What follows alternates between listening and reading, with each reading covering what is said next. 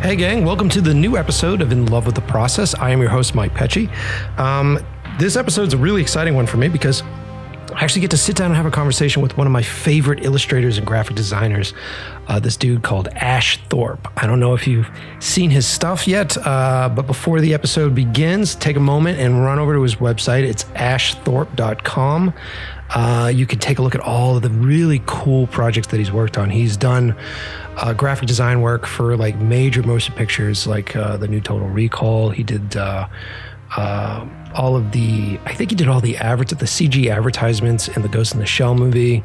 And then he's done some amazing personal projects. He actually did a super cool fan Ghost in the Shell short film. It isn't even a short film. He actually just shot for shot did the opening credits for the animated feature, and he did them CG and shot a bunch of stuff with it. And if you go to his website, he actually has it laid out where you can see his process, see like the concept work, and see it all come together. He has great behind the scenes videos, super talented guy, and a dude that hopefully I get to work with. So one of the reasons why I love doing the show is I get to talk to people and sort of find out if they're super cool in real life. So sit back, relax, enjoy the new episode.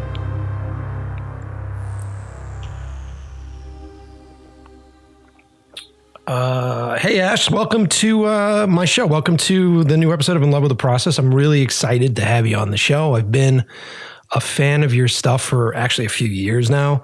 Quietly internet stalking, I think is a polite way of saying it. But awesome. Yeah, thanks for being on, man.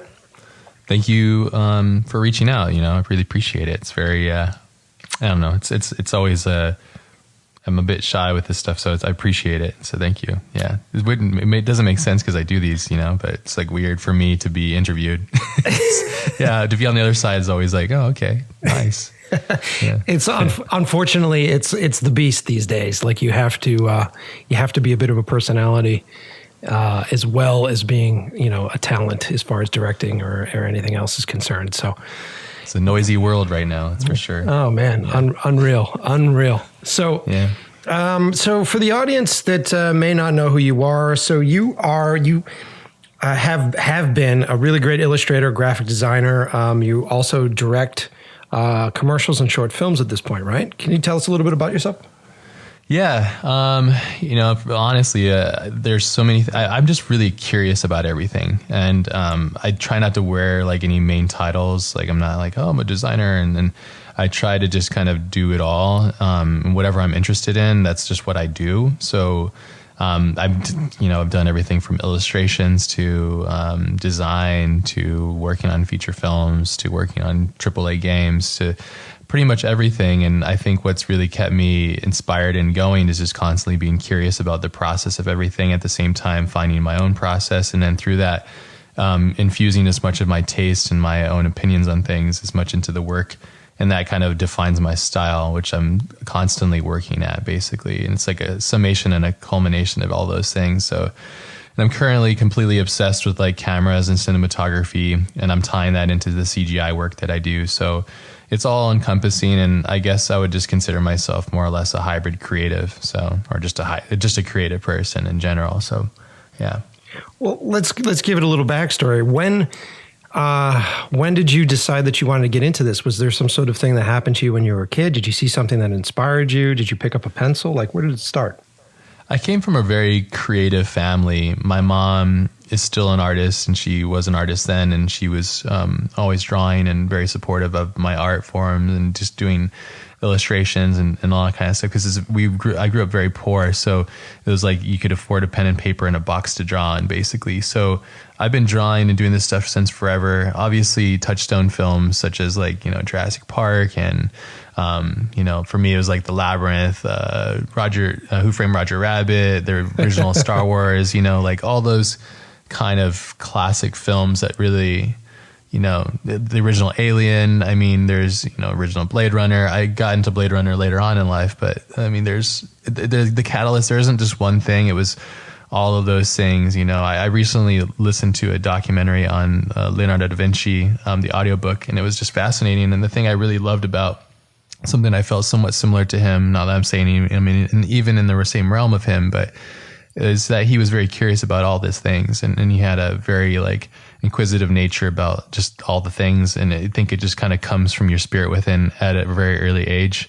I was just thankful to be in a family that supported my inquisitive nature of all things math, science, engineering, everything. Basically, it's all just all encompassed. So yeah, I can't really say one thing. I was like, I could say it was the time I saw Akira, but then I was drawing before then. I could say it was Todd McFarlane's comics, but it was before him. It was like, there's so many things that like summarize, or get me to that spot, so yeah. Well, it's very refreshing to hear that, you had a very supportive upbringing and that it was a very creative environment. I too was very fortunate with that. I grew up as the oldest of four.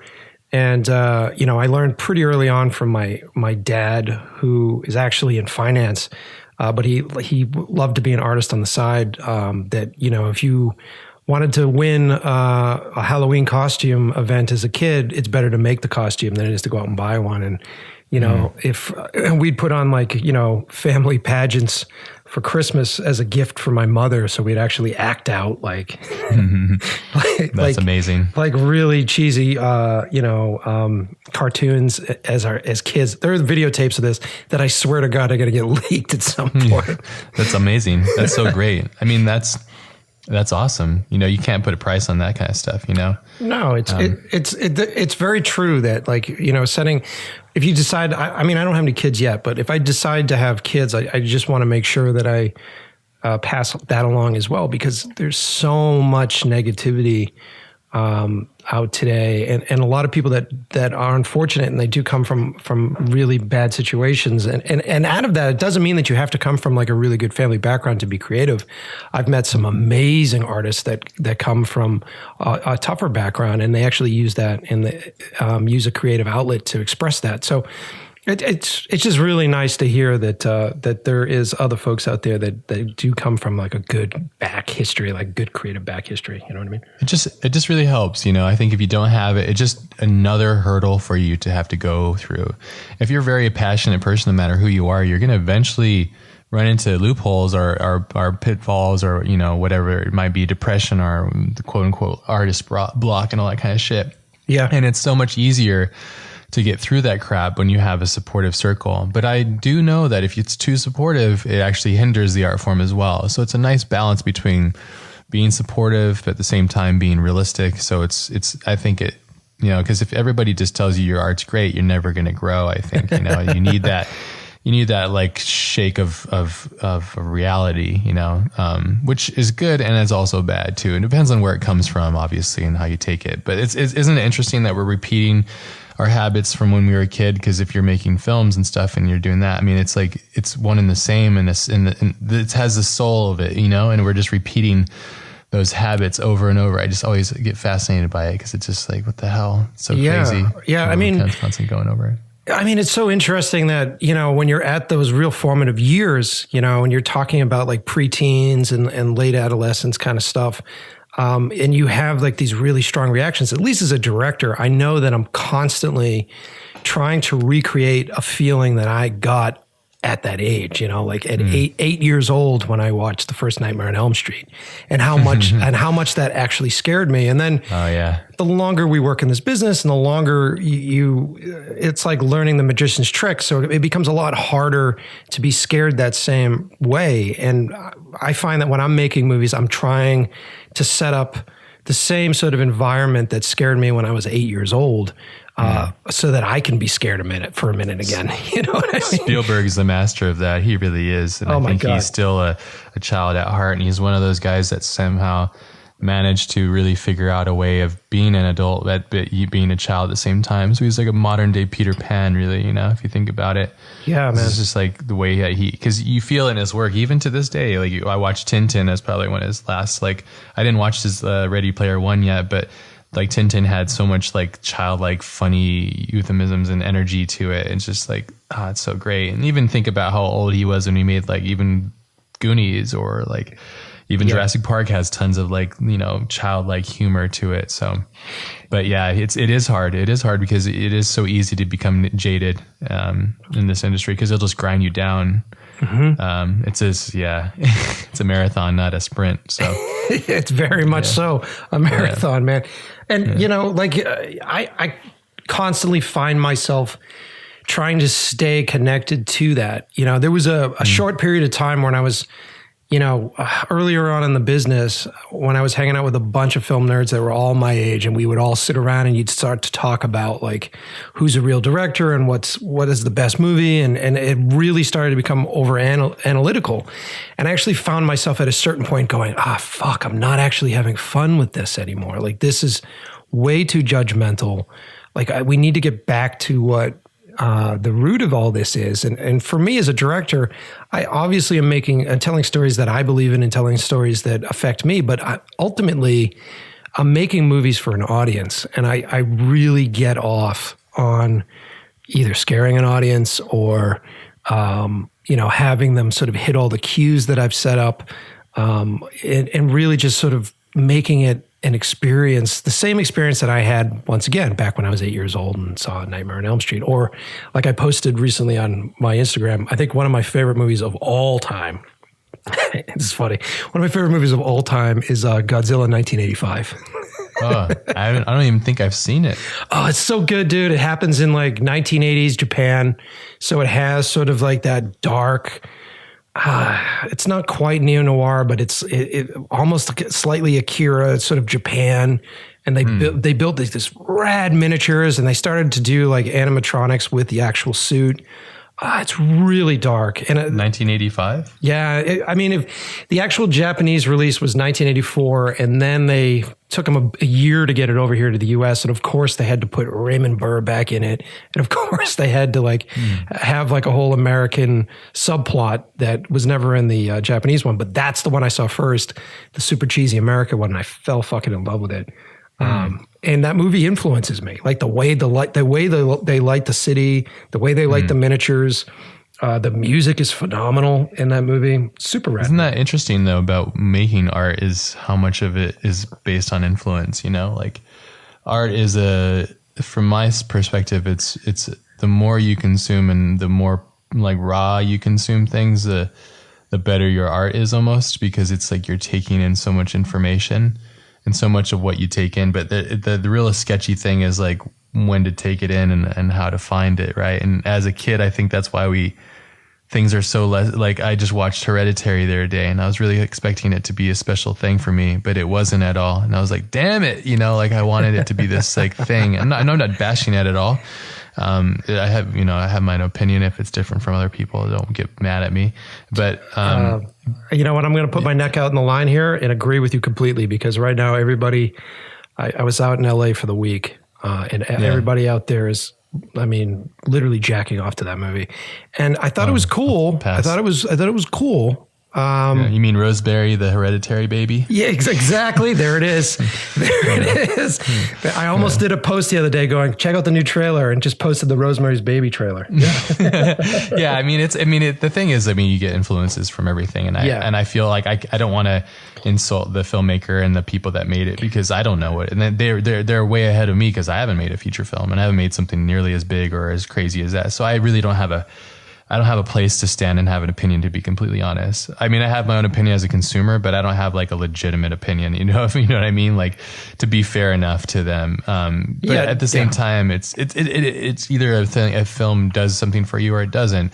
And, you go to these experiences, it's quite an archaic experience thing. If you can think about it, we sit in a dark room with a bunch of strangers and we watch this thing. And if it's done really well, it'll excite you or make you sad or make you feel a certain way or take you back to a certain memory. And if it's not done well, it's just going to make you feel really angry and upset, So, but I don't know. I'm still processing this every day. Like, what am I thinking right now? Why am I watching this? Why is this framed like this? Like every question imaginable. Where's the light coming from? Well, what lens is that? Okay, well, why is that there? And that's interesting part of dialogue. Or that scene could have been acted better. They wish they did another take of that, or wonder how they did that one thing. So it's like, I think you just mentioned it too, like how you would decipher these things with your friends and it removed the magic. It's, of course it does, because when you're sitting there watching magic being taking place, you just sit there and experience the magic, and then your mind shuts off and just lets it be. Yep. When you try to analyze the magic, it removes that and brings the logical sense in, and then it kind of removes you from the actual art form itself and depletes all excitement usually. It's just really funny. Yeah, no, it's because you have to analyze things. And for me, I end up going through, at least now, what I try to do is I try to take note of all the things that impress me, whether it is the way they covered a scene or whether it is, visually what that lens choice is saying about the character. And I just sort of lock these things away and I put them in sort of my toolbox. And oftentimes that's the place that I go when I'm prepping a movie. So like if I'm going through a script and I like to storyboard everything myself. So like if I'm going through and starting there, that is the most creative part for me, is like when you're sitting down to do that storyboard process, because there are no fucking rules yet, you know? And at that point, that's when I usually reach into that toolbox, you know, like if I'm reading in the script that a character does something specific and I want the audience to empathize with that, I go, oh, okay, well, right. Remember when they did this in this movie? That was really great. And they used that lens thing. Okay. I'm not going to rip that off, but understanding what that reaction was, maybe I'll use something similar. You know what I mean? Yeah, sure. And you can, I think you just mentioned it too, which I think is really interesting and very important to remember too. And from lots of artists, maybe even starting out earlier, is there's an ethical issue and you just blatantly rip things off. It's like one thing to take, but it's another thing to rob, you know? So it's so hard, right? It's so hard to find that ground. And I think for creatives in our place and time, when people have made so many great pieces of work prior, the art form itself is, you know, like you just went to Hollywood, like, you know, they're looking for the next thing, you know, they're constantly mining for it. And it's like, we haven't had I don't know, maybe we haven't, I've dismissed it, or I'm just jaded about it, but like the last big like smasher was like The Matrix, I think, or maybe Inception or something, you know, like Hollywood smash, you know what I mean? Yeah. But I mean, not trying to say hasn't been great films, because there's been amazing films. Some of my favorite films have come out as of recent, like, you know, There Will Be Blood, No Country for Old Men. Those films are outstanding. They're in my top 5, top 10, really. I'm just, you know, saying, you know, the mega smashers, you know, they're like, what I'm getting at is a lot of it's hard to make. Art is hard and originality is hard, but like there's no such thing, in my opinion, as originality, because it's all culmination. It's how you mix the recipes.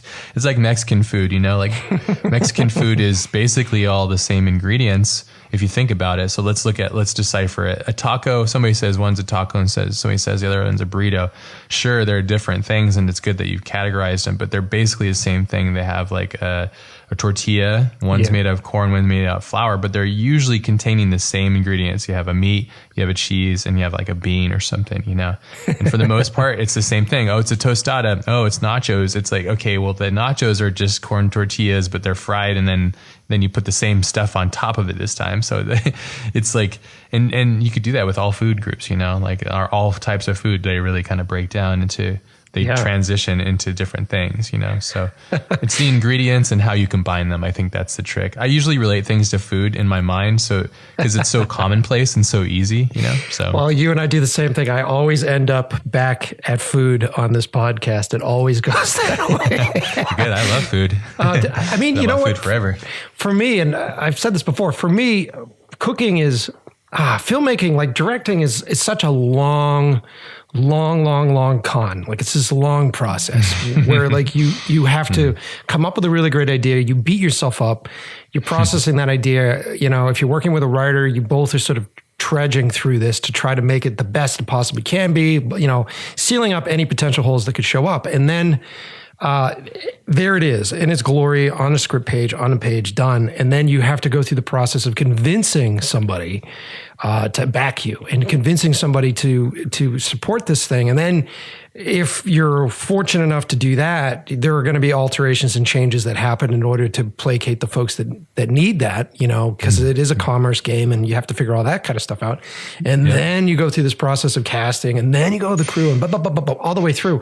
And so it's like a 2-year at least. Sometimes 10. Yeah. I watched Gavin go through the Ender's Game process. It took him about 10 years to get Ender's Game all the way through. Dude. It's like, and kill me now. And it was a gnarly process for him. He bled for that the whole time. I was like, dude, so gnarly. Yeah. But more of attrition. Yeah. And I always come back to food, because food does the same. For me, cooking a good meal, and I love cooking for people. For me, cooking a good meal is like directing.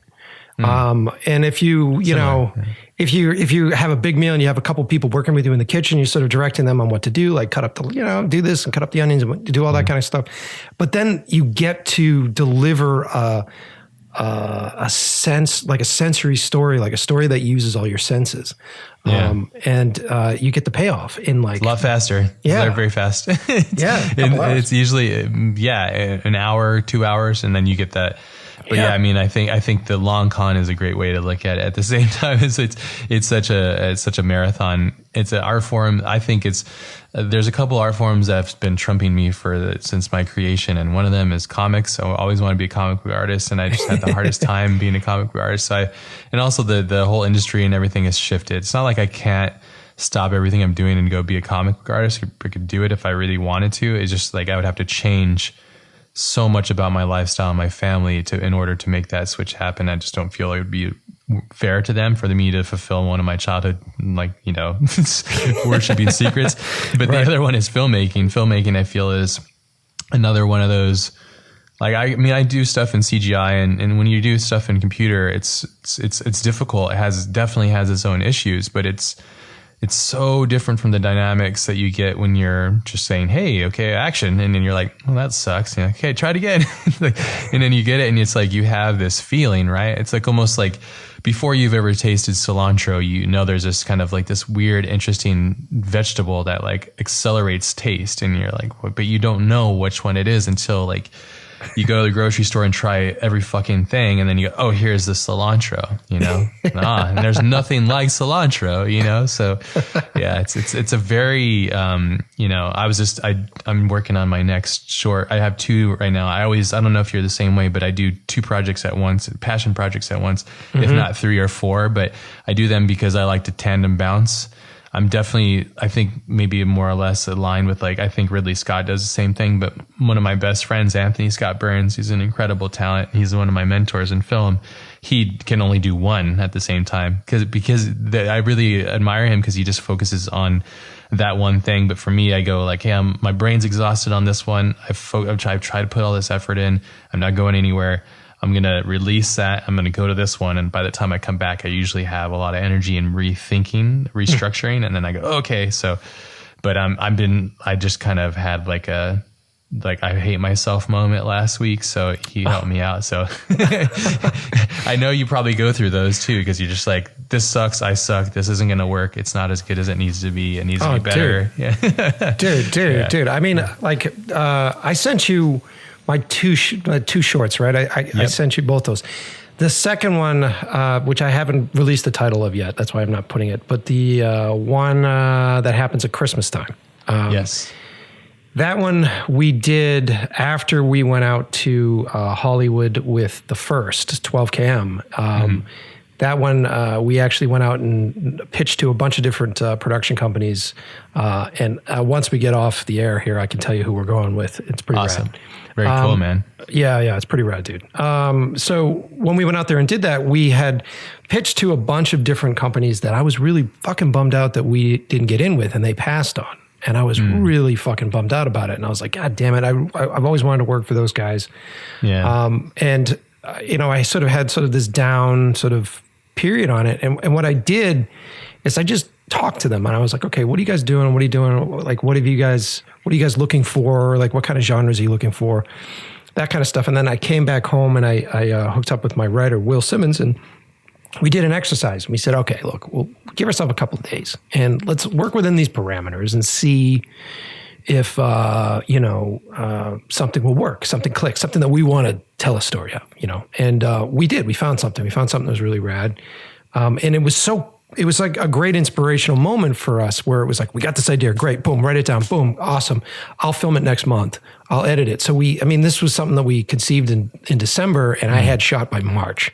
Awesome. It's just, I think what I've realized is the thing that I've learned from this process so far, and I could be completely wrong, but it's just kind of how I work, is I try to control it as much as I can by doing everything as possible, like shooting it, casting it, writing it, everything, because I'm a bit of a control freak, and I'm okay with understanding that until I can hire people that are better than me, which there's tons of people I'm sure that are much better than I am. This is my newbie ass at this stuff.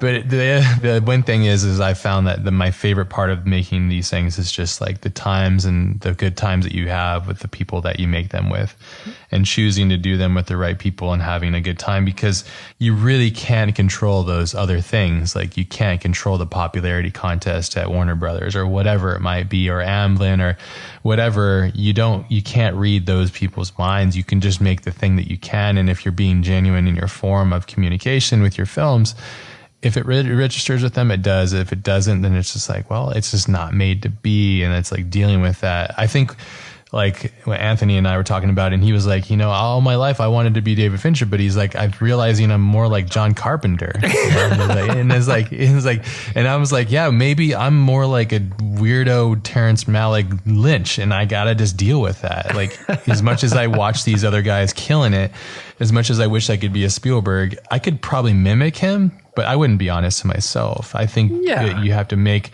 And it's kind of weird with this art form. I think it kind of just reveals itself to you. Like, I'm a big fan of, say, like, I'm looking at his art now and I'm blanking on what the hell. Mignola. It's Mignola's work. He does all the art for Hellboy. Yep. I can mimic his art style. Sure. Anybody, I think, that puts the time to can mimic somebody. They could be a photocopier. There's a lot of those. But when I start drawing, and I'm really just drawing for me, it like doesn't look anything like his, Yeah. And I get depressed and I go, fuck, I suck. I'm not like as good as him. And then I realize, after drawing like my own style for months and months and months, I start to iron it out and go, you know what? I kind of like my own style, and it's okay to have your own style. And it's just a part of the metamorphosis. And I think it's because I'm still very new to making films. I'm just in that really like fucking fetus state where I'm just like, I suck. It sucks. And it's also because I'm doing it on my own, like mostly, not all of it, but that's good though. That's good. Mm. That's good that you're doing it on your own. And that's one thing, because I'm out in Boston, man, and that's where I live. And this is where I do most of my stuff. And I went to school in New York, and I was, after school, I was faced with that. Do I stay?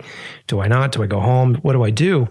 And I ended up coming back into this city because I knew with my resources, I could make stuff so much bigger than if I had such a high overhead. And, for quite some time, when you're doing the long, slow 8 years, 9 year plus fucking rise before anybody gives a shit about you. You're That's how long it takes 2 kids. Yeah, totally, dude. And then you're questioning. You're like, fuck, did I make the wrong call? Should I have been in New York? Should I have moved to Los Angeles? But you know what, dude? Because I have been out of the system, and it sounds like you've been out of the system as well. I end up coming up with really strange ways of doing things because they're not telling me how to do things. Exactly. That's important, man. Yeah. It's important to be away from the hub. I honestly 100% agree with that. Yeah. Because then in the way through the back door, you're developing a style. And to sort of talk about your statement on style, I don't think I think style is completely developed based upon your environment. And I think that it is how you roll with the fucking punches. And especially with filmmaking. With filmmaking, it's all about compromise. And you're literally just choosing. It's like people are showing up with trays and they're like, what do you prefer? It's like, put the broccoli on, do this, do this, do this, do this, do this. I mean, that's directing, is choosing things. And it took me the longest time because people started to say I had a sense of style with my photography and with my work. And they would go, oh, I recognized your work. And I saw you work on that magazine cover and that was definitely you. And I got irritated. I was like, fuck, you guys can recognize my work and my name's not even on it. So I'm going to switch it all up. I'm going to fucking change it up. And I went through this meticulous process of being like, I'm not going to shoot it the way I did. I'm going to choose different lenses. I'm going to choose different lights, different colors. And I put it out and they go, oh yeah, we saw you on that magazine. It's your work again. And I'm like, all right, I give up. That's a good thing. Honestly, that's good because if you didn't, you'd be hunting for it. And then that'd be the scarier thing. And I think I see that a lot more than the other side of it, where people don't have a style or they're aping another person's style. And then they're just they just are they're just not, they haven't found it. So it's good that you have a style and that you found it. I love Boston too, by the way. I used to live in Waltham. I love it over there. It's so cool. Oh, cool. It has such a feel. Boston has such a unique feel. I love that city. It's like the Massachusetts in general it's very cinematic in a weird way. Especially because you guys have all that seasons. Like I love Southern California. That's where I live, but yeah, we don't get any of that shit. It's great to live, but we don't get that like hotness, like that madness, So the crazy fucking kill me now cold and then like the fucking crazy kill me now humidity, which I'm sure you're sitting in right now. So yeah. Very true, man. Awesome to shoot in, not the best to live in. So yeah. No, it's a wonderful place and it's still a great place to make movies. I mean, they have a really great tax incentive here, which is awesome, especially if you start to get into like the bigger budget stuff. But it's a cool place because people are still enchanted by it. So I can walk into, when I was researching 12KM, I literally called a power plant in fucking Salem and they were like, come on down. And they gave me awesome. They gave me the keys to the fucking castle. Oh, that's amazing. And I got to walk through this fucking power plant and the only stipulation, she's like, look, I'll give you a tour guide and I'll have him walk you through this whole place, but I need one thing. And I was like, okay, expecting like to cut my kidney out and hand it to her. And she's like, I want to sit down with you and give you my advice on the script. That's amazing. Yeah. That's so cool. I mean, and you're just like, sure, you can do whatever you want. Like, sure. Give me the location. I don't give a shit. Like, well, and I also like good feedback. She had a couple good points that I was like, oh, okay, that's how you process this character. Do I want you to? I don't know. Let me think about that. But yeah, that's cool. But fuck yeah, man. I mean, it's one of the reasons why it doesn't hurt to ask. I think that's really the key too. And that's so much of what directing is like putting yourself in an uncomfortable. I'm quite a shy person, and I don't like to create a scene. I've tried to avoid it. Like when I'm out shooting, like I hate the feeling sometimes, like, oh fuck, people are looking at me. I hate it, but I just have to do it. I was out with like my gimbal and like I had my camera and I was like, I had my monitor and I was doing a bunch of weird test stuff because I'm combining CGI and I had my HDRI 360 camera on and I just had all this shit and I'm walking around my park next to my house. People are just like, what the hell? I just hate that feeling. I just like, stop looking at me. It's like a weird issue I have, I guess. You can't have it when you're directing, my friend. No, exactly. That's what I'm saying with the directing. There's so many, for me at least, there's so many things that help me be better because it makes me evolve past my comfort zone. Mm-hmm. But at the same time, it's like, I think it's another thing that I'm learning that lesson is Woody Allen films the way Woody Allen films. David Fincher films the way David Fincher films. Everybody has their own lenses. Scorsese has his own lens. I think it's the thing I'm realizing is it's such a big art form, but you realize that when you do it more and more, you go, okay, well, I'm just this kind of person. I'm just, as much as I want to try and be this other one, if I'm being genuine to myself, I'm this person, So, and being okay with that, I think is really the key, which is really difficult, because it's like, if you do have your own style, which is great, the real fucking shit of that is that, like, you're not an easy sell, Like Anthony and I, we made this Lost Boy film and we went out and did the whole Hollywood walkthrough and all that kind of stuff. And like, for the most part, I mean, people were like, that's cool. I dig it. It's got like some interesting things. We're like, tell us a bigger story. And we have a much bigger story that involves. And they were like, that's fucking insane. That's really cool. And they're like, honestly, it's so like unique and different that we can't even figure out how to sell that. So we can't do it. And it's like, oh, okay, well, you guys say you want something new, but you're not willing to take the risk to make something new. So yeah, I mean, it's all part of the fucking process, you know? So yeah, man, it's very true, dude. And then my experience, I try to, when I started doing music videos, you know, and music videos, generally music videos are like, you get like a treatment or you get an idea from a band and you're sort of restricted by like either performance or some sort of idea, and you're sort of playing within the restrictions that they've given you. And a lot of times the main restriction is usually budget and time. It's like these two big things. And so for years, my business partner, Ian McFarlane, and I played in that playground, which was, how do we do the best that we can possibly do under these restrictions? And how do we make it seem like it cost $1 million to do this video that, you know, the budget was probably like $5,000 on, you know? Yeah. So how do I do that? And we came up with a lot of really good shit in there. And it was like boot camp, really. It's sort of like, it's a comfort zone for me. Like the alternative is actually a little bit more scary. If someone came to me and said, "Okay, you got $165 million, you can do whatever the fuck you want," I think I would be a lot more scared at that point, because there aren't those restrictions. Really, you know? Yeah. And I don't think the average person or I don't think it's good for that, because if you have you have too much power, I think it's not. I think the great art forms really come from the you know, compromise, or like Ridley Scott, for example, like when he went off and when he started doing Alien, he got everything and they said, okay, we'll give you $4 million. We're going to make a B level like horror film. And he's like, well, I'm not going to make a B level. So give me a couple months. And he storyboarded everything out, showed them everything, showed them the artist, everything.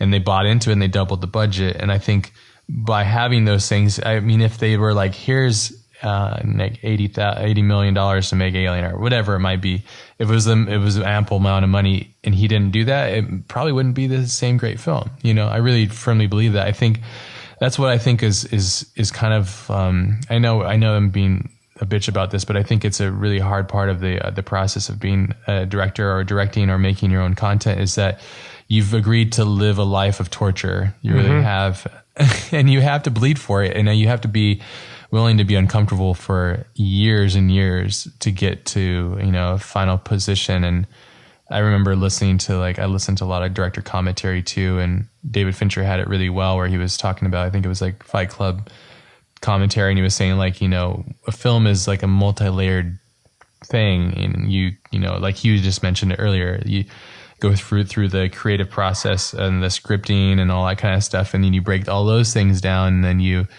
go through and making the film itself, and you do shooting and you capture all the stuff. And then the film changes in the editing room, and then you do sound and all that kind of stuff. And you have all these layers, and then you go through reviews and screenings, and then you have to adjust things from there. And then the next step is you have to go out and then release the film. And then it becomes somebody else's at that point, and it's not even yours anymore. And it's like, all these, and I remember listening to that, it really shook me, because I was like, damn, it's so true. There's so many layers to it. Yeah. But it's like, it's such an enigma. I don't know if it's the same for you, but it's like the ultimate enigma for me in the creative space. I mean, you could sit there and design something, and it's so funny how small a design could feel in comparison to the magnitude of making a film, you know, like, dude, as soon as, I mean, I always say this, it's like being a painter, but imagine that you have to walk over to every one of your paintbrushes before you get started and go, how was your night? How's your wife? Like, did you sleep well today? Here, have some coffee. You know, let's get started. And then, are you feeling red today? Are you feeling red? Are you feeling blue?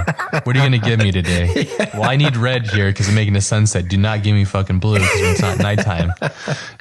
For sure, man. For sure. It's a wild. It's a people sport. That's for sure too. It's all about communication too. I fucking love it, man. I really do. Like, I learned. Sounds like you really enjoy it. Oh man, I love hanging out with folks, you know, and I think same.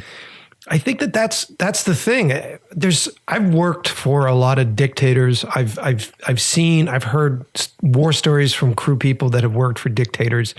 I just don't get it. I don't understand the whole notion of like, I need to be an asshole in order to pull this stuff off.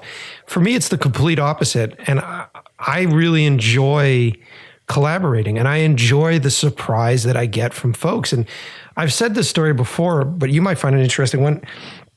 When I was younger, I went to school, and we were trained on black and white 60 millimeter silent filmmaking. And we cut on Steenbeck. We actually did all that. So it taught me really early on how to plan for the edit. And since you're shooting film, how to be really smart about your shots and be efficient. So what I did is I did what I do. I storyboarded my shit, and it was like a huge Hitchcock sort of influence for my final thesis. And I storyboarded the whole fucking thing out. And then I went and I shot it exactly the way all the storyboards were. I had people move exactly the way they were on all the boards. And I got into the edit room, and we had this giant basement with all these different Steenbecks set up. It was probably like 15, 16 different Steenbecks. And everybody's in there cramming away. And you would sign up for shifts, and you'd be in there for like, 32 hours straight, until you can't sleep anymore. And I sat down, took my film, cut it. I had it done in a day. It was just like boom, boom, boom, finished. And I'm in the edit room, and I have it booked out for a few days. So I'm hanging out in the other room with my friends, and I'm watching their discovery. I'm watching some of these guys that came from a completely different discipline where they hadn't storyboarded it out, and they went through this long process of like figuring it out on set and doing all this stuff. And it was so much fun. It was so much fun to watch them discover their film in the edit room. And I was fucking envious because I had done it, which I thought was the correct way, which I thought was the right way to do it, which ended up being so really boring to me. And that really changed me at that moment, changed the way I direct, because I like a combo of them both. I believe in being prepared just in case you and I show up and we had a night of hard drinking the night before and way too much food. And I'm just like, just follow the boards, and we'll get through this, just follow the boards. But to have coverage, yeah. But then you just, as you're doing it, you have to be aware on set. You have to be clear of mind on set and just sort of understand like, oh shit, okay, because of what I'm dealt here, that doesn't work. Let me reach into that toolbox that we were talking about earlier. Okay, what can I do with what I have here? And that's when it gets really fucking exciting. Or if a performer or an actor improvises, or they just move a certain, like on the last movie I did, the actress walked down that hallway, looked in the bedroom and performed a certain way. And that at that moment, that literally changed my next 12 shots. I threw all the coverage out the window and completely changed it because of the surprise that she gave me. So yeah, I love that shit, man. All the bullshit that we go through. Like that, oh yeah, man. Yeah. It's the best. I think that's true because I just ran into that same problem. I boarded everything out. I went out and shot it directly as I thought.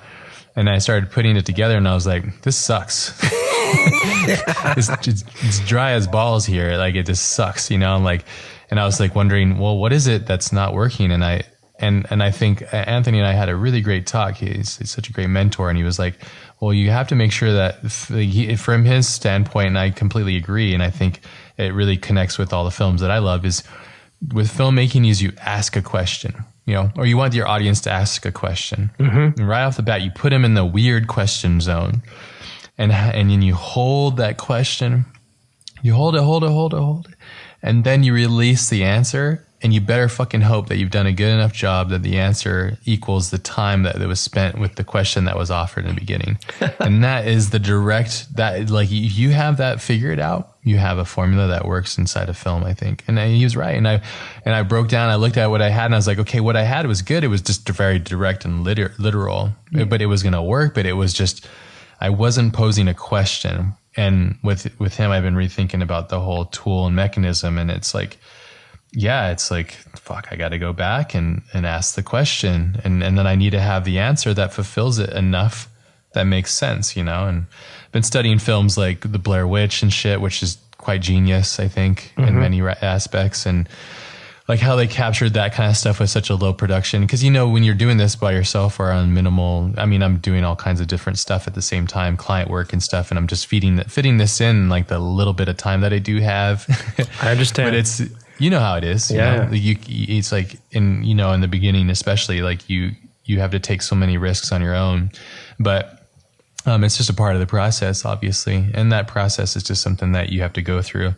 And it's just, I think it's like I have so much appreciation. Even like we were talking about Hereditary, for example, like that director, that creative had to go through probably a lot of the same stuff that we're going through, if not more, obviously. Yeah. And so I have a lot of respect, even if I don't connect with it and I have my own issues with it. It's like, I have a lot of respect no matter what for any film that's made it out, because it's like, I know how difficult it is to actually make anything. It's a fucking miracle. You know, like if you watch Lightning in a bottle. Yeah. If you watch a shitty movie, it's a miracle that got made. Yeah. You know what I mean? Like it's crazy. There's so many elements, man, all the way from the prep to like just the set days. And I find that whenever I'm doing a movie and I'm producing it at the same time, which I do a lot of when I'm doing the short stuff that I do, it's a nightmare, because most of the time at any waking, as soon as you wake up, at any moment of that day, someone's coming to pull the plug. Any moment of that day. And you're just fighting and fighting and fighting to keep it going, keep it running, have that thing happening. And I feel like the only moment of peace that I have on a film that I'm producing is when I call action. Because when I call action, everybody shuts the fuck up. And I get to sit there and watch the movie. And for like that beautiful amount of time, it's quiet. And then I get to see it. I get to see everything. And as soon as you call cut, people come over and go, the locations guy's pissed off. And, and it just starts to swarm you again. So it's little pockets of solitude. I like that. Yeah. I mean, that's cool. It's definitely the feeling I get as well. And that's why I probably try to just contain it all as much as I can internally and keep it. I mean, Anthony, I talk a lot about this. It's like Stanley Kubrick shot most of his stuff. I mean, whether you think so or not, I mean, you just see photos of him. He's just there with his actors and the sound guy, really, he was cameraman. And that intimacy I find to me is so special. And that's how I like to work personally as well. I don't like to have all the noise. It's just a part of it. I think it's just coming to terms that I'm not a Michael Bay guy. Maybe I am. I don't know it. What if like that's who I become? And I probably could, I guess, but I mean, I think it's just finding those things, and those moments of solitude is what I really enjoy. But I also just love, like, I'm doing a shoot tomorrow to kind of reinvigorate my muse. I'm creating the creature basically for this short horror film that I'm working on. Cool. And my friend's coming over, and she's awesome, and she's just like fucking super down to just get the work done. And there's like zero drama, which is the best.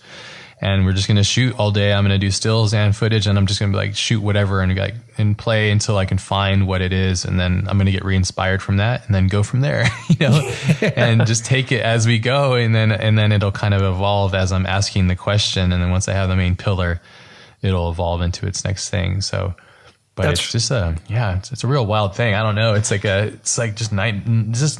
crazy.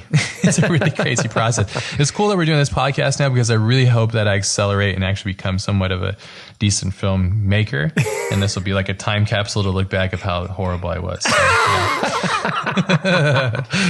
oh man, come on. Like you're always going to be learning, dude. And if you're not, of course. It's going to get stale. So like, I would stop doing it if I wasn't learning. Yeah, man. And I find that I love experience. I mean, I've been directing now for about 18 years, and I love having that experience behind me. And I love the tricks that I developed on my own, like you're talking about. The shit that you figure out with just you and a camera. When I'm with a 40-person crew, and shit goes down, I usually fall back on those things that I developed when it was just me and a camera. That always fucking happens. It's great. But it's good to have that. Yeah. It's just ammo. Yeah. But I mean, I want to be scared. Like I work really well when I'm scared. I work really well when someone challenges me and they say, I don't know how you're going to pull this off, and it's like, oh no, we could fucking do that. Like the planning I'm doing for the feature version of 12 Cam right now is insane. And actually sitting there, I was talking to our line producer, and they're putting together a budget for this thing. And she says to me, like, how is the derricks going to work? And the derricks is actually the place where they drill into the ground, they drop the pipes and all that stuff. And I go, I don't know yet. And she's like, how big do you want the set to be? And I'm like, oh man, I don't know yet. You know what I mean? It's like a bunch of this stuff where I'm like, I gotta think about it. We gotta figure this stuff out. Okay, is now the time to start figuring? Is it like go time yet? Now, because there's this other part of me as a director where I don't want to get too excited. I don't want to start to get too deep into prep on something that isn't 100% a go, because then I feel like you're just blowing those ideas, and you're blowing that like really, I don't know, maybe it's the young director in me. You're blowing that emotional high that you get from coming up with really great problem solving ideas if you're just doing it way too early, and then it just ends up on the shelf, and then you never fucking get that shit again. And it's like, it's a weird place to be. I got off on a tirade on that, but no. Right there with you. Yeah. But it's weird because you know what, I was saying it to the writer the other day. Because he's been busting his ass for a year writing the script, and he's been killing it and doing a great job and doing draft after draft and returning them on ahead of time on deadlines and impressing the shit out of these people. And he's like relay race part 1. And I'm like, I feel like I'm fucking standing here waiting for you to hand me the goddamn baton. Because I'm ready to go. I'm ready to go. You know, put me in, coach. Put me in, coach. Put me in, coach. Here we go. You know, and that's directing. It's like a year of that. It's a year of sitting around going like, "Are we ready? Why are we not going? What's happening? Hurry up and wait, baby." Yeah. And then how do you fill your time? I mean, I fill my time by doing podcasts and smaller projects, but you know. Yeah, and being interested in all things, but yeah, for the most part, it's like, all right, what's next? What do we do next? How are we going to do it? Yeah. How do I keep swimming? Yeah, exactly. And how do I keep engaged and activated, and how does this keep moving and stuff? Yeah. It's definitely, for me, as somebody is used to the speed of like food, getting used to this like year-long meal or 2-year-long meal. It's like, fuck this. It's just, it's a lot to take in and try to process and to try to get used to and to be okay with it. Yeah, a lot of it has to be based on like your ability to have faith in what it is that you're making and just being okay with that, really, you know. So yeah, it's a process. Yeah, and I'm learning now too.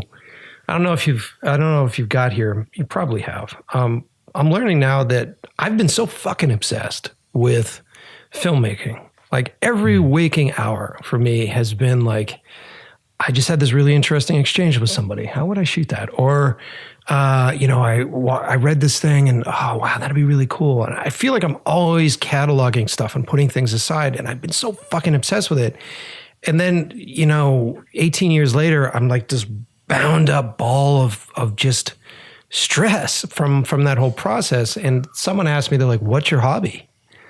And I'm like, well, I guess my hobby's like drawing. And they go, nah, that's work. That's storyboarding. That's still your thing. I'm like, I guess my hobby is, I like to watching movies. That's not it either. And I'm like, fuck. I need to find it. You're all inbred.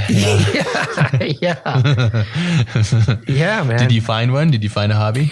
I don't know. I'm still hunting, man. I'm playing around with a couple of ideas, and I'm looking for something that maybe a little bit of physical activity, but also just something that just, I want that. Once again, here I am thinking about filmmaking. I want that ability for it to just completely put me in a whole other mindset so that I can reprocess what it is that I'm fucking stressing out about. I got one. Oh yeah? What do you got? I do martial arts. I do jiu-jitsu. That's like a game changer for me. It's been a game changer for me because this has really helped me see just a different perspective. And you can't, like, you're going there and you're trying to kill another person and they're trying to kill you. So you can't be thinking about your film or the shot or something. So you have to do a complete disconnection mentally and physically. And then you come right back to it. So it's kind of cool. It's very it's very challenging. I train with like really gnarly guys that compete around the world. So, and I'm only able to go like twice or 3 times a week, and these guys go like every day and they're just savages. So that really sucks. It's like I'm going to play jiu-jitsu with David Fincher and shit, So I'm like, this is great.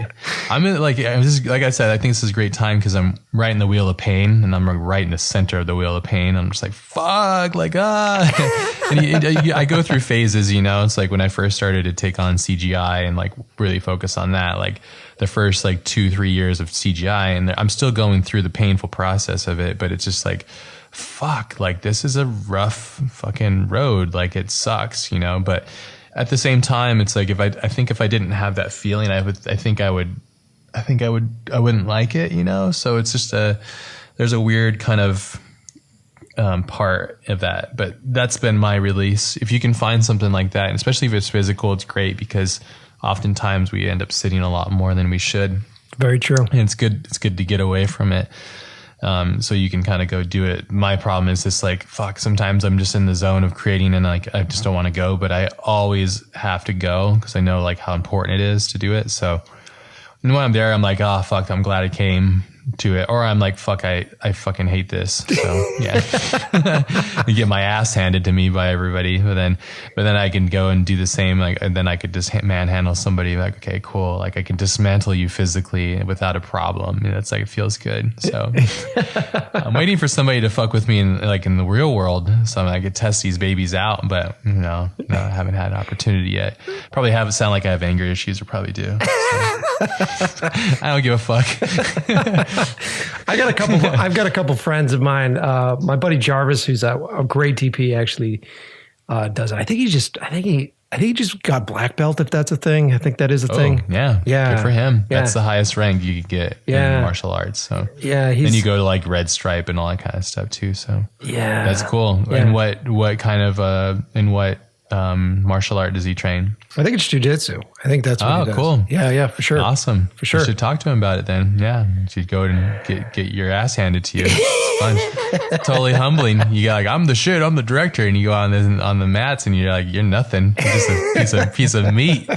You have a little somebody come up and just whoop on your ass, you know? So yeah, it's fun. It's a lot of fun. I equate it to like chess with your body, really. It's like body chess. So, and if you're big on thinking, which I think you are, it's like really cool because you're just deciphering and understanding mechanisms and pivot points and like weight shifting and like there is an answer to all of it, which is really cool. It's not like boxing where you're just punching each other in the head, and there's definitely a science to boxing, but it's far more damaging, I think, to your brain. Yeah. Or jiu-jitsu, you can train really hard for like 4 hours and you're just tired, really.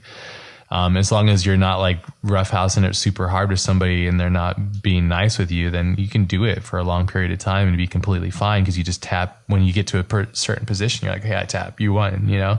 Right. So it has a cool longevity to it. And I think, it's so rad. Like it's one of those, I kind of equate it to like skateboarding before skateboarding was really huge. I think it's getting bigger, but like back in the day, kids would just like, put together and make their own kind of skateboards and stuff and then go skate like the pools and stuff, Mm-hmm. And I think that's kind of where it is now. And it's starting to get more world acclaim. Guys like Joe Rogan and stuff I train in the same system as him. Like his best friend, Eddie Bravo, created a system called 10 Planet System. And it's like it's different from the modern or from the traditional style. It's like there's no gi involved, and it's like a much more like elaborate, weird clench game, like totally stoner style, like weird abstract art, like expressionistic, flowy kind of shit. So it's a lot of fun. It fits who I am and my type of style in life in general. So yeah. Well, I'm very envious, man. It sounds like you have a really great hobby. I'm very thankful for it, and I love all my training partners, and it's like one of those things I just, I can't imagine my life without, and I'm really going to get sad when I get too old to not be able to do it, but soaking it up now while I can, and yeah, it's a lot of fun. But I think it really helps the art form. I think it helps me as a person. A lot of times too, like I'm sure you've experienced this too, is being online and sharing your work, and then there's the keyboard justice warriors and stuff, and they'll go talk a bunch of shit, of course, and then you're just like, well, you go to jiu-jitsu and then like you can't do that. You realize that there's a real world and then there's a false world, and the false world exists on Twitter, because all the sad people are on Twitter and there's sad opinions and there's soapboxes and they're all experts on everything. So I'm just talking shit, but I'm being truthful. Well, I mean, there's a bit of there's truth behind that, man. And this is something that I've been experiencing lately. It's as just a director or as a boss. I mean, as an owner of a production company and working with younger crews, there's a whole generation that is really afraid of like actual physical contact and like weird, like real in the room sort of verbal shit. Like, I always get annoyed with new PAs that I work with, and I'm like, will you just call the fucking person? Will you not text them? Will you just get them on the fucking phone?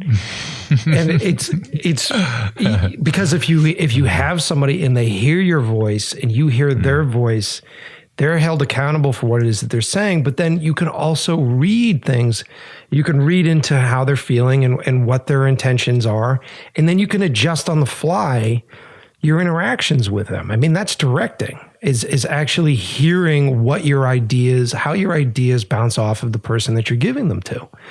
And you can't be precious little people with it. Like when you text, when you see someone texting, you can see them editing the fucking thing. And going through this process of making it the most perfect fucking text. And then to have a conversation that you and I right now would have in about 3 minutes takes about 25 fucking minutes because it drives me nuts. Both ends are editing their shit. And then when you're done with that whole text conversation, you're like, what the fuck was the outcome? Like, what is the answer to this? Like, there is no solid answer. And I always say to young people that are getting into directing, I go, talk to people, practice the art of fucking talking and practice the art of fucking listening to people, because that is the most important part. Because you can, as a director, you're basically shaping all that stuff, and you're shaping conversations and you're shaping interactions. And that's what you're hired to do, is to convince people to work with you and convince a crew to stay over late for 4 fucking hours and get into like, the 17th hour. You know what I mean? Like it's part of your job, man. So you can't do that it's not like you can text everybody on the fucking crew, because they'd all say no. They'd be like, fuck you.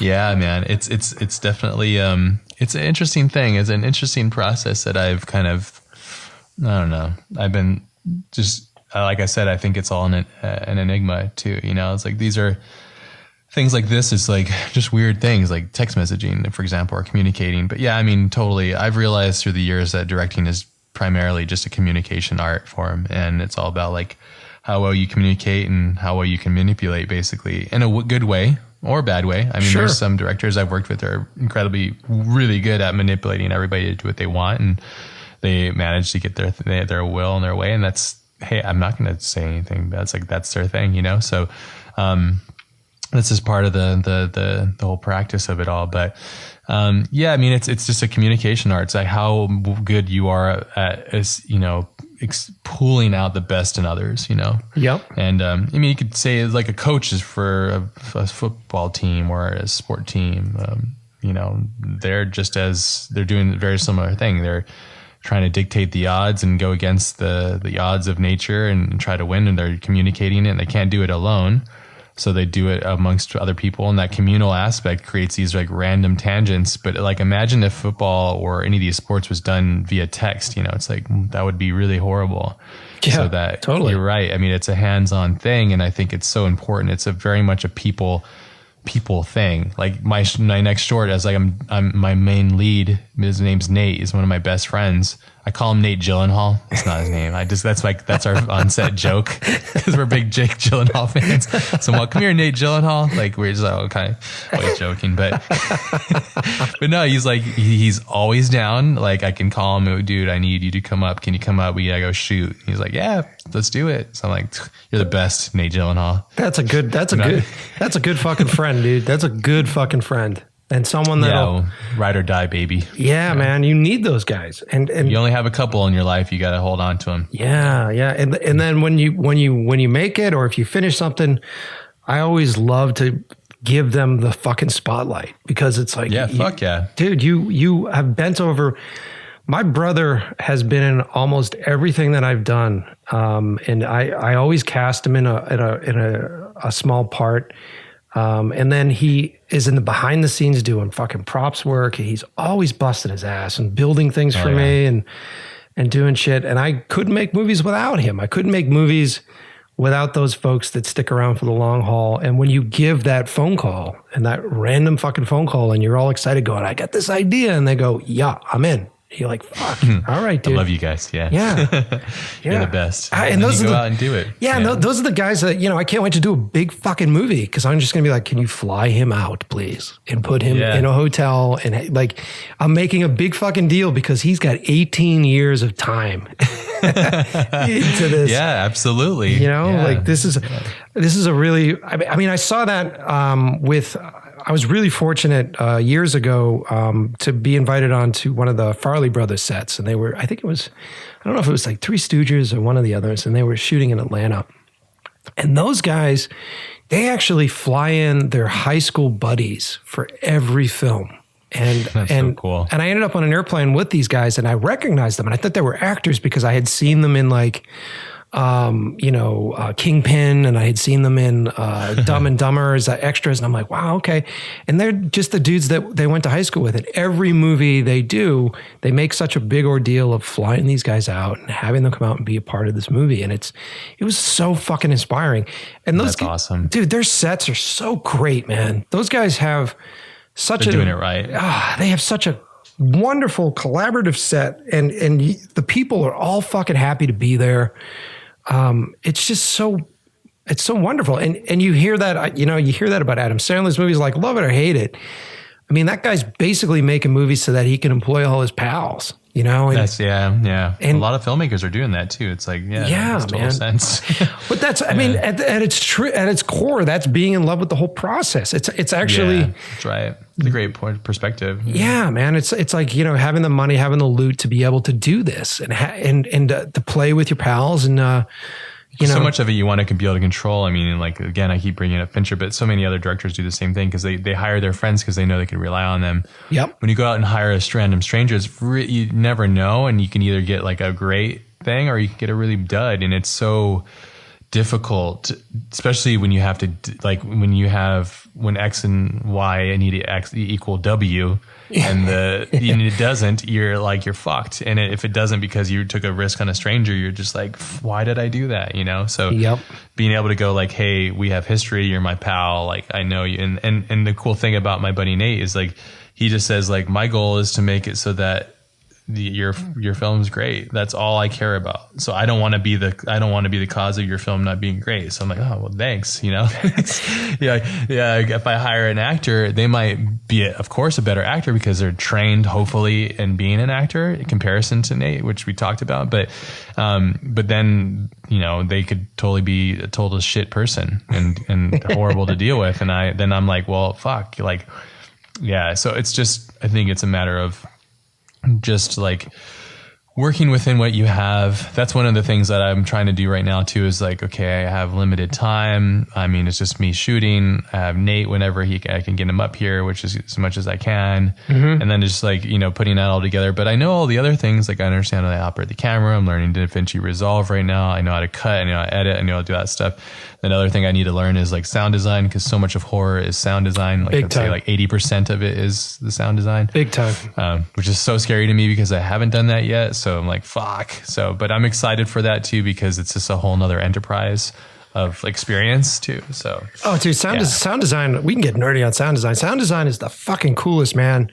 I love it, dude. And when I do my cuts for horror, I'm actually sound designing as I edit, because it's virtually impossible to figure out your pacing without sound design. Because it's true. Because you're like, what the fuck? You can't go off the visuals really. You can try to do the beats, but oftentimes you end up with this weird nebulous cut that has no rhythm. Exactly. Yeah, and since you came from music videos, a lot of the stuff that I've cut and made, it comes from the pulse of music. It's so much about the tempo and the pulse of where things hit. And I mean, maybe it's good, maybe it's bad. I don't really care. It's just the way I like to work, but I hit that shit hard when I want to hit it, and I just drop it right when it needs to be. And then I kick it to the beat. But that's because I used to play music. I played bass for like 8 years growing up, and like I just play like a lot of Tool and shit. And so I'm very familiar with like that kind of music and that rhythm and tone, and keeping that rhythm and that offbeat and stuff. So it's in my blood when I go and edit and stuff, in my mind, so it's all kind of somewhat connected. So. Oh, sure, dude. There's a pulse and a beat behind the pacing of every fucking scene, man. Like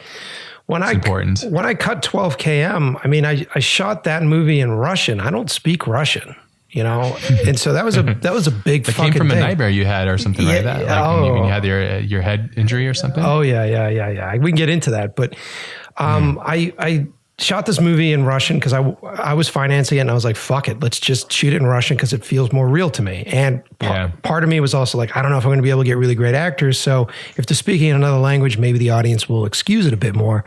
Turns out I got fucking great actors, but yeah, they were really great. Thanks, man. That's awesome. And then when we shot, so much of it is that you're fucked if you don't get it. Yeah, fuck yeah, dude. Yeah. And when we were shooting it, I had a bunch of translators on set, and I would hear these guys rehearse these lines in another language.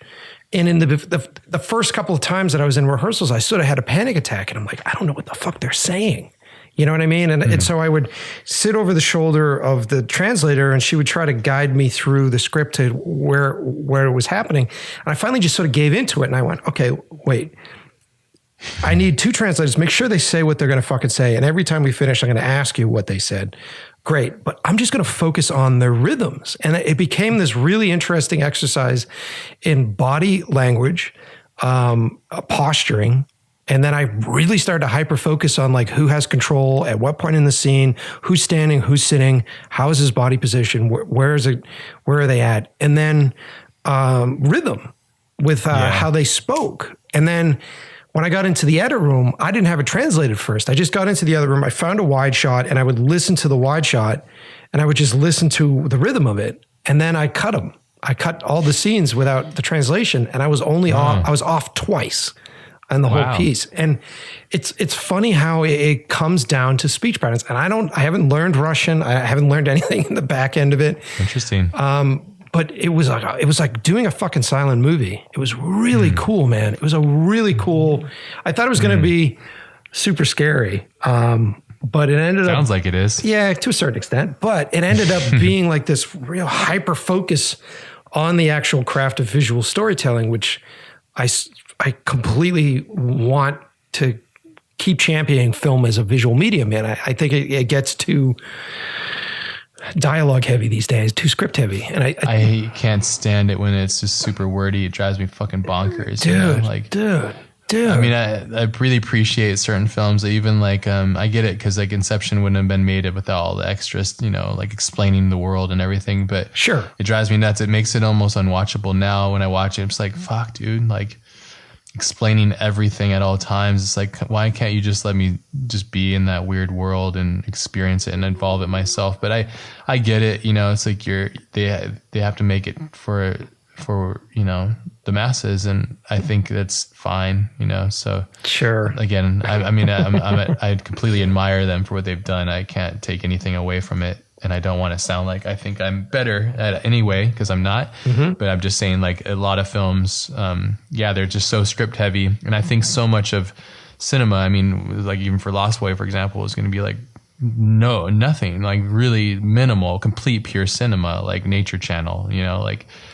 Just you're watching and experiencing it. So much of the films I enjoy, like Kiyonescatsi or Samsara Baraka, all these different types of films, they're like a more or less an experiential film. But I do appreciate a really great script. You watch like Social Network has a very witty, very smart, very well executed script. I think and you feel it, so. Yeah, it's an important essential part of the foundation of a movie is having a good script, or if not a good script, then really good concept boards and shot lists and everything. Like George Miller on Mad Max. You know what I mean? Like that is the other end of it. You have to have that in play, because a good script informs the actors, a good script informs the tone of the piece, a good script informs the crew. It informs everything. So it's essential. It's an important ingredient for the whole thing. But I feel like, I don't know if it was the advent of like Netflix binging and long running series where it just, there isn't enough money for people to do a lot visually. So then you start getting into shows where it's like, all right, we can only afford 3 locations. So we got to write like, 15 minutes worth of dialogue in this fucking warehouse. You know what I mean? And we'll cross cut that fucking warehouse in order to save some loot. Or like, there's some zombies over the fucking hill here. We have this one location. So let's stage like 2 or 3 conversations while they're doing shit here. And you're like, fuck, it's a lot of wordy shit. Yeah. You're just cutting just shit tons of dialogue. I mean, Anthony right now, he sends me off like just like examples or parts of his film, and it's like when he cuts it down to the core essence, it's like, it just breathes so much more, and you feel rather than being told. And I think oftentimes with this art form, and it could be completely just my own take, but I enjoy films that allow you to feel rather than being told all the time. A nice blend is great, a great film that can do the both of them, I think is really the key. But yeah, I mean, it's difficult, but you're so right, 100% right. I think a script, just like a visual, will really guide the tone and the meaning and why you're here. Because one thing I think for filmmakers or people that are just getting into film is you don't shoot films linearly. You go all over the place based on whatever you have in production budget and timing and all that stuff. So you're not going, okay, well, we start off here and we go there. It's like and so that's a real big problem for creating, because you're not going from one line to the next.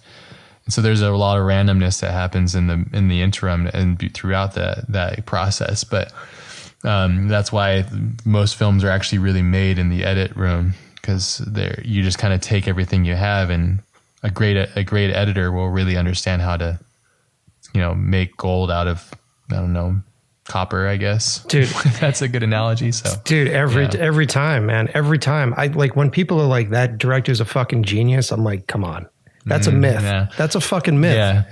Yeah. Well, nobody's really a genius if you think about it. We're just like, people are just following. I mean, if you look at the main word, I guess it's like genius is more or less like, I think if you break it down, it was like something of like their genesis. They're doing what they're born to be doing, if a sense. And so almost everybody is doing that, if you think about that. So if everybody's a genius, nobody is. And then I think, it's so funny how people give directors all this credit, and it's true. Maybe they did, but at the same time, like, when you go and watch a film, at the end of it, it's all those people. It's almost like, it's a bad analogy, I understand, and it's probably people who don't like it, but like you think about Hitler, like think about how many people Hitler physically killed himself in comparison to the people that followed him and did his bidding. It's a completely different spectrum of numbers there. So, and there, the good things, there's other good things. Obviously, I'm just thinking of a negative thing, but I mean, it's just, there's so many pieces and people involved in these processes and things and stuff. And oftentimes I'll find like, oh, wow, I'll do a little bit of research and go like, when I started understanding like really what a DOP is and understanding what kind of DOPs I appreciate and admire, and then what films they did, and go like, wow, that's really cool. They carried that style to that one. That was a bad film, but that looked really great, so, or whatever. And it's kind of cool to see the different and follow the different paths throughout the different, films, and seeing the creative influence that one person can have over the other. So I feel like oftentimes like the photography is getting so damn good, and people are so well versed in it that that's no longer the problem anymore. And now I think the next big evolution, the problem is just like content and good writing, really. and that with anything, because there's amazing actors out there. It's just mainly it's the stories and the creative nature of making authentic new stories, rather than Terminator 12 or like, whatever, like maybe that we need that. I don't know, like whatever, like, yeah, but if you're going to do Terminator 12, do Terminator 12, but do it wild. Like Tim Miller's doing the next one. He's a friend of mine, so I think he's going to do his own thing. Oh, fucking cool, man. That's cool. Yeah. That's rad, man. He'll have his own approach, I think, which I think that's just part of his nature too. I think because he really is kind of similar to us, where he's slowly gained his way up the food chain. So, and I think he understands how things work, and he's just like really earned every step of the way. So I think so. Yeah. It's cool, man. He seems like a really rad dude. He's great to work with. Yeah. Awesome. That's super cool. Well, we worked on a cool project together. It was fun. I can't talk about it, but it's a fucking massive one. So yeah. And it was a massive task. And I was like, wow, thanks for letting me try to do this. This is insane. So I don't know if I'll ever be able to share it or talk about it. So, but that'd be really cool the day I get to. So yeah. Filmmaking. Yeah. Well, let me wrap this up, because we've been gabbing for almost an hour and a half at this point. So yeah, man. It's been really good talking to you, brother. And it's really nice to hear a voice behind this wonderful art that I've been looking at for quite some time. And thank you. I've learned a lot talking to you, and it's nice to find a bit of a comrade as we sort of go through a lot of the same shit, man. So I really appreciate you being on the show, and hopefully someday we'll end up being able to work together on something. And then until then, thanks. Is there anything you want to plug? Is there anything you want to put together for the end? Plug.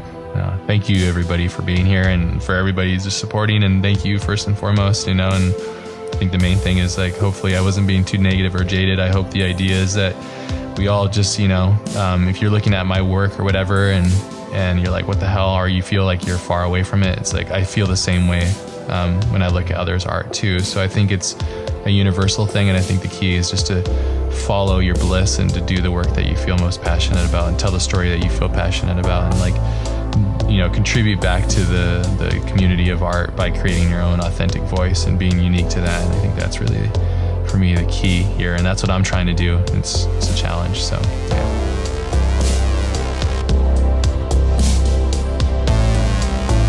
Hope you guys enjoyed that conversation with Ash as much as I did. Turns out he is a really cool dude in real life. We talked a bit offline, and some of the stuff that he's working on is super cool, man. So I wanted to take a minute to thank our sponsors. First sponsor up is our boys at Puget Systems. If you are in the business for an edit system right now, if you're out looking for a new edit system and you don't want to pay Apple prices, PC is the way to go. And actually, PC is stronger and faster and less expensive. Check out the guys over at PugetSystems.com. These guys build you custom PCs that are amazing. Like, I have two 4K systems at McFarlane and Pecci that I've cut the past two films on. I know Ian just cut his movie on, and we do most of our commercials and stuff. And they're fantastic. And you don't just have to be in the business or in the market for an edit machine. You can also be a sound engineer. You could be a CAD drawer. Whatever works for you. You actually just go to the website and you can choose the software that you use, and they will suggest hardware to go with it. So I can't say enough of good things about these guys. They support me. I love them. Go to PugetSystems.com. Also, my company, McFarlane and Pecci. Go to McFarlaneandPecci.com to check out all the new stuff that both me and Ian McFarlane are working on. Ian is touring around with his film, The Godfathers of Hardcore, which hopefully we'll have some big news on soon. And you'll be able to see the music videos, you'll be able to see the commercials and the stuff that I often reference on the show. So go to McFarlaneandPecci.com. Also, I've been doing, if you follow me, please do follow me on Instagram at Mike Pecci, or this podcast, it's at In Love with the Process Pod, Pod. And you'll be able to see a bunch of behind the scenes photos. You'll be able to see shots from our sets. But it's also a great place to ask me questions. And I'm a bit distracted here because I'm trying to pull up one of the recent questions that I promised to answer on this episode. All right, so I have a question here from a user. It's Zine BK. I think is how you say it. It's so fucking hard verbalizing Instagram names. It says, hello, Mr. Pecci. Hope you're having a great day. I just wanted to ask you about what you do for film directing. As I saw in your biography, you're a film director. I am into filmmaking, producing, and directing. As I have just graduated, I want to go to an academy or school of fine arts in general, so I can study producing and filmmaking. I would love some advice about this in general. Okay, so it looks like he graduated from high school. How do I start? And I am writing some scripts. How do I share them? How do I get into the film industry? Okay. So the best thing to do is decide what it is. Do you want to be a director? Do you want to be a screenplay writer? If you want to be a screenplay writer, then you should definitely take some classes on that. You should definitely take creative writing courses. You should definitely learn the rituals that you were going to need to stay creative and to stay going. Like a big part about being a really great screenplay writer is being able to write on time. It's having the ability to make your deadlines. It's having the ability to sit in a room and come up with creative ideas on the fly. So if you are into it to be a screenplay writer, then I totally suggest that you take some courses for creative screenplays, but also, take some creative speaking classes and learn how to communicate, because that's really going to come in handy when you're pitching and you're communicating with a director or you're communicating with producers.